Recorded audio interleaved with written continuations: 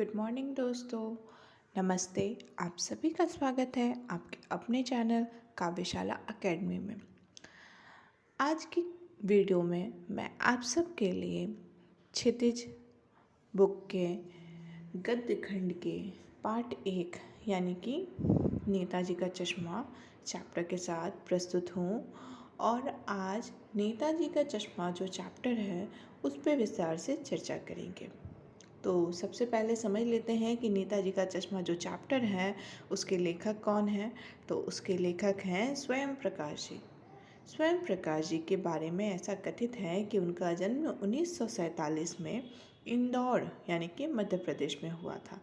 Mechanical engineering की पढ़ाई करके एक औद्योगिक प्रतिष्ठान में नौकरी करने वाले स्वयं प्रकाश का बचपन और नौकरी का बड़ा हिस्सा राजस्थान में बीता। ये उनकी लाइफ जो किस तरह से कहाँ पे किस तरह से बीती उसको यहाँ पे सम्मिलित किया गया है। फिलहाल स्वैच्छिक सेवानिवृत्ति मतलब उन्होंने स्वयं से ही सेवानिवृत्ति मांग ली, मतलब कहते हैं ना रिटायरमेंट। के बाद वे भोपाल में रहते हैं और वसुधा पत्रिका के संपादन से भी जुड़े हुए हैं। 8वें दशक में उभरे स्वयं प्रकाश 8वें दशक में ये लेखक उभर कर आए थे, जिसके बारे में लोगों ने जानना समझना शुरू कर दिया था कि अच्छा स्वयं प्रकाश जी भी एक लेखक हैं। स्वयं प्रकाश आज समकालीन कहानी के महत्वपूर्ण हस्ताक्षर है। मतलब 8वें दशक में इनका जो है वो क्या बोलते हैं आना हुआ था, लेकिन अभी के समय में ये एक महत्वपूर्ण जो है लेखक माने जाते हैं। उनके 13 कहानी संग्रह प्रकाशित हो चुके हैं अभी तक, जिनमें सूरज कब निकलेगा, आएंगे अच्छे दिन भी, आदमी, जात का आदमी और संधान उल्लेखनीय है। उनके बीच में विनय और ईंधन उपन्यास चर्चित रहे हैं।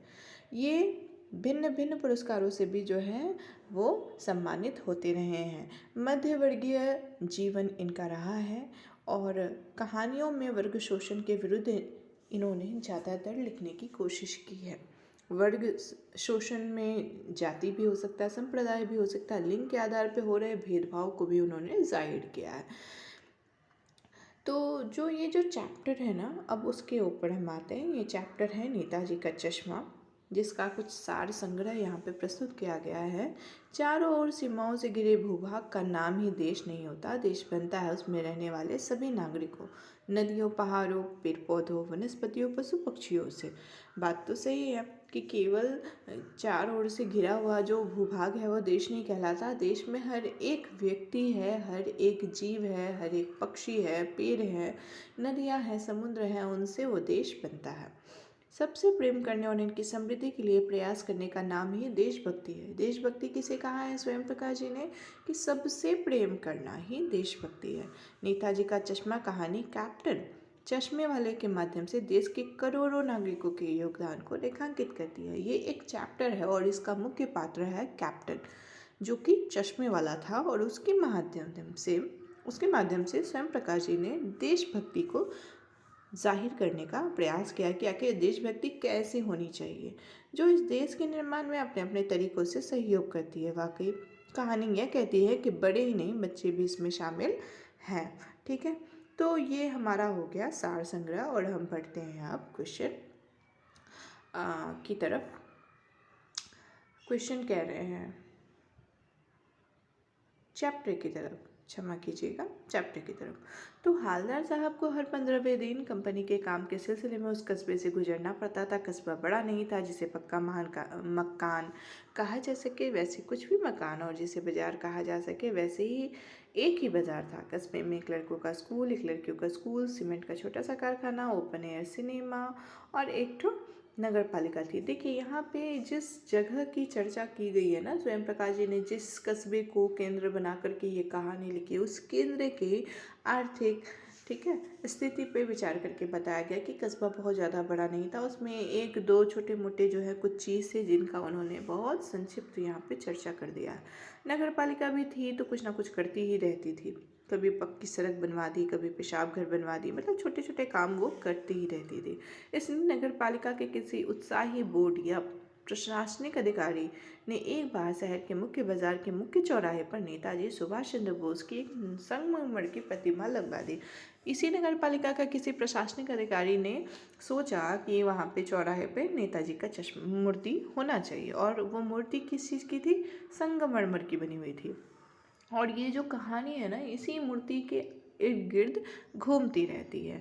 पूरी बात तो अभी पता नहीं, लेकिन लगता है कि देश के अच्छे मूर्तिकारों की जानकारी नहीं होने और अच्छी मूर्ति की लागत अनुमान, लागत क्या होता है? इन्वेस्टमेंट एक होता है ना, हमने सोच रखा है कि ये जो घर बनेगा ये 15 लाख के लगभग में इसमें हमें खर्च करना है, तो वो हुआ लागत, उस मूर्ति की लागत।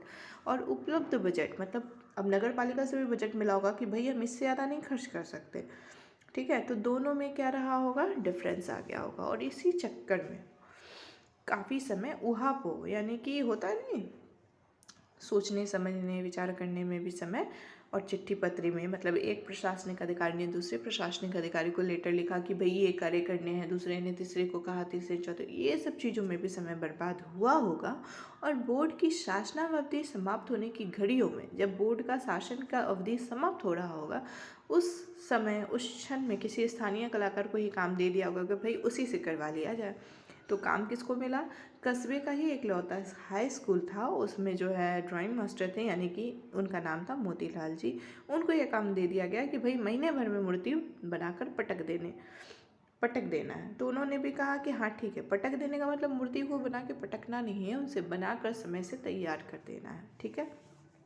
जैसा कि कहा जा चुका है कि मूर्ति संगमरमर की थी, ठीक है। अब यहाँ पे मूर्ति की चर्चा की गई, ये बहुत मेन है, आप इस चीज़ का ध्यान रखना, क्योंकि इसमें एक एक जो पॉइंट है ना वो बहुत इंपॉर्टेंट है, और इसलिए मैं चाहती हूँ कि आप सब इस चीज़ को अच्छे से नोटिस करें, ठीक है। मूर्ति किस चीज़ की थी? संगमरमर की। टोपी के नोक से कोट के दूसरे बटन तक की कोई 2 फुट ऊंची जो मूर्ति थी, उसकी हाइट क्या थी? 2 फुट। और इस तरह की जो मूर्ति होती है ना, जो टोपी की नोक से कोट के दूसरे बटन तक का इसी का हाइट का होता है, उसको कहते हैं बस्ट। और सुंदर भी थी, नेताजी भी सुंदर लग रहे थे, और कुछ मासूम और कम से मतलब थोड़े यंग टाइप के लग रहे थे, ठीक है। फौजी वर्दी में मूर्ति को देखते ही ऐसा लगता था कि अब वो कह रहे हैं दिल्ली चलो, ठीक है। एक उमंग और जोश उस मूर्ति में दिख रहा था।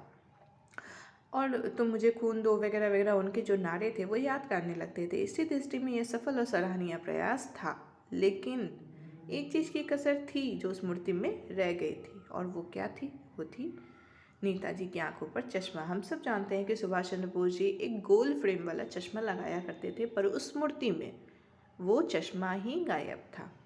यानी कि चश्मा तो था, लेकिन संगमरमर का नहीं, मतलब वो नक्काशी किया हुआ नहीं था, ऊपर से किसी ने पहना दिया था, ठीक है। तो आज की वीडियो में हम इसी लाइन के साथ कंप्लीट करते हैं, और अगली वीडियो में अगले चैप्टर को, यानी कि अगले पेजेस को, नेताजी के चश्मा के ही अगले पेजेस को कंप्लीट करेंगे। उम्मीद करती हूँ कि आप लोगों को वीडियो का हर एक शब्द बहुत अच्छे से समझ में आ रहा हो, और अगर आपको वीडियो अच्छी लग रही है तो प्लीज़ इस चैनल को लाइक करें, शेयर करें, सब्सक्राइब करें। धन्यवाद दोस्तों।